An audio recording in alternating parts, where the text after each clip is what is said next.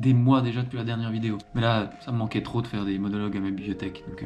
Si je devais résumer ma vie aujourd'hui... Et on a un sujet qui enflamme le petit monde politique en ce moment, le projet Clé de Rive. C'est la guerre sur les réseaux sociaux et dans les médias. J'aime me battre. D'un côté, la droite et les promoteurs du parking, de l'autre côté, la gauche et les assos d'habitants et de mobilité qui n'en veulent pas justement de ce parking. Alors on parle de quoi exactement? Petit passage arrive pour y voir plus clair. C'est ici que ça se passe, on va faire un petit tour. La grande question, est-ce que vous êtes pour ou contre un package zone piétonne et parking souterrain ici à Rive? Juste, vous êtes pour ou contre le projet? Ok. Vu qu'on est contre, on vous explique pourquoi. En soi, une zone piétonne, c'est top. Mais malheureusement, on a un bon gros parking souterrain de 6 étages qui est associé. Et c'est là que ça pique. C'est une blague. Vous ne le savez peut-être pas, mais en 2016, les Genevois ont voté une loi qui favorise la mobilité douce et les transports publics au centre-ville de Genève. Et en 2019, la ville de Genève a officiellement décrété l'urgence climatique.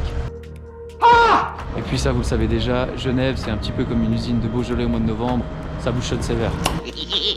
Dans ce contexte, est-ce que c'est une bonne idée de bétonner un parking pour les 70 prochaines années, le tout géré par un privé qui en fait ce qu'il veut? Je vais vous demander une chose. Vous vous foutez de moi là? Oui, il y a déjà 3 parkings à moins de 300 mètres. Ici, à Saint-Antoine, ici, au parking de Rive, et ici avec le parking du Mont-Blanc. C'est des milliers de places disponibles dont la fréquentation diminue ces dernières années. Qui c'est qui a dit ça? Et c'est pas moi qui le dis, c'est la Fondation des parkings. Alors comme souvent, il y a une bataille des chiffres sur le remplissage de ces parkings. Mais à titre perso, j'ai vérifié le dernier jour ouvrable des magasins avant Noël et avant la fermeture des magasins en janvier. Le résultat, des centaines de places disponibles au pic de fréquentation autour de 14 h. Bon, puis j'avoue, couper 69 arbres dont une dizaine de centenaires pour en replanter des petits nouveaux, j'ai de la peine à comprendre. Connaître, c'est du brutal. Allez, on se retrouve à la maison, il y a trop de bruit ici.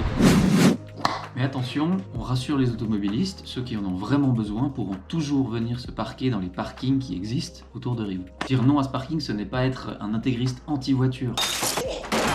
En 2021, on a besoin de parking, sauf que pour ça, il faut le placer au bon endroit.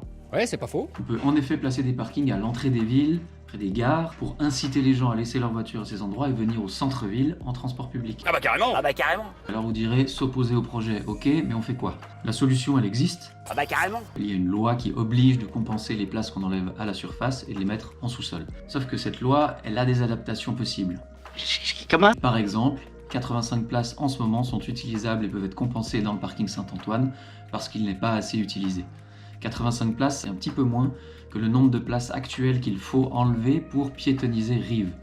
Waouh. Comment ça pète ça? Donc oui, il est possible de piétoniser rapidement, donc non à ce projet, non à ce parking. Vous savez ce qu'il vous reste à faire le 7 mars. Ok.